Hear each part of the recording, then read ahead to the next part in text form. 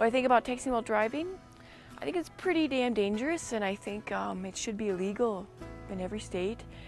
And I think it really takes away too much from the driving. I mean, I think that just people aren't looking. They have to stare at their hands. They have to stare at their phone because they don't have it memorized. And studies have found that texting while driving causes a 400% increase in time spent with eyes off the road. You know, we always hear the little ding when a text come in, and the first thing you think of is just grab it out and I'll just look at it. We all do it. I mean, I don't know who cannot resist the temptation to look at something when it's waiting there for you, especially if it's a text. I mean, email not so much, but somebody's trying to get a hold of you or wants to say something to you, and it's just your natural intuition to want to reach for that device. So I was just driving a second ago, someone sent me a text.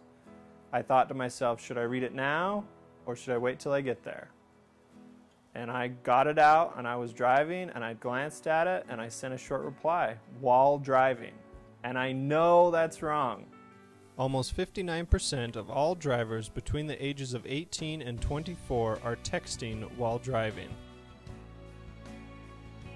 Honestly, my opinion about it is don't be stupid, right? I mean, I make phone calls, fine. I think that's fine. Texting, I think, can be dangerous because you have to look while you're texting, and then you're trying to finish your message, and then you're drifting and you don't even know it. So I don't like to text while driving. I have before, but that's why I know I don't like it, and it's dangerous.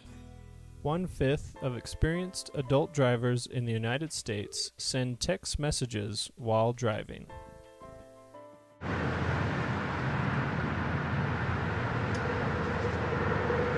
Under 41-6A-1715, and you can be charged the first offense.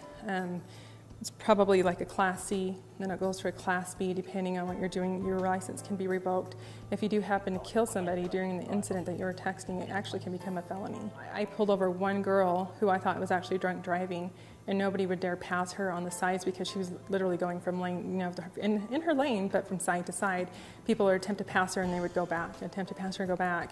And she actually admitted that she was texting, but most people don't admit to that. She had no idea what she'd been doing. She was very surprised. And she was like, what did I do? And it was, oh, this girl's about 21 years of age. And she's like, well, what did I do, officer? And I says, well, I feel that you're unsafe to drive. I pulled you over because I think you're driving under the influence of alcohol or drugs. No, I'm just texting. And she had two different phones. I'm like, oh, so you're texting, okay. And she goes, yeah, I have my friend's phone. He left it at my house, and I was just telling him I have it, so I was texting him. I'm like, oh, okay. I'm like, well, did you know that you can't do that? It's against law. No? Well, yeah, it is. You can't do that. Nobody would dare pass you because you were going from side to side in your lane of travel, and people were scared. So she's like, oh, I'm so sorry. She had no idea. Each year, 21% of fatal car crashes involving teenagers between the ages of 16 and 19 were the result of cell phone usage. I remember on 215 West, I remember there was a security officer that actually, there was a car stalled in traffic in the fast lane, and there was, I want to say at least 3 people in the car, or 2 people in the car, I'm not quite sure, but the security officer was actually texting while he was driving, and he had his hand up by the steering wheel so he could kind of see it from his peripheral, you know, out. But he actually was looking at the phone, not this road, and the car was stalled in traffic. He rear-ended them, and one of the individuals actually died because of that. I would suggest turn them off or silence them, or put them in the back seat where you can't reach them, that kind of a thing. You know, make it a point to know where you're going to and from and what your plans are before you get in that car.